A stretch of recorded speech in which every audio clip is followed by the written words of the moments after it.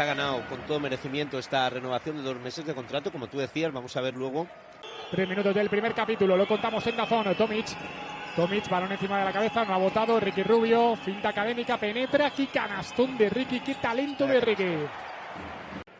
Fíjate el gesto, le da la asistencia antes de pasar. Tomic está listo, que pita el árbitro. No sé si con 38 eres el cuarto en valoración en la Liga Andesa, eres el primero en canastas de 2.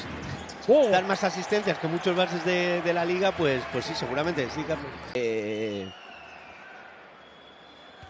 Fíjate que venía de 16 y 17 puntos en pocos minutos, de menos a más, pero un poco frío. Y el de 6 en tiros libres, 4 rebotes, 4 asistencias, 16 de valoración, más 9 en el más menos.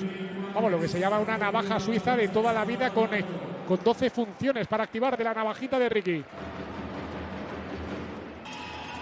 Estás a 3 y balón.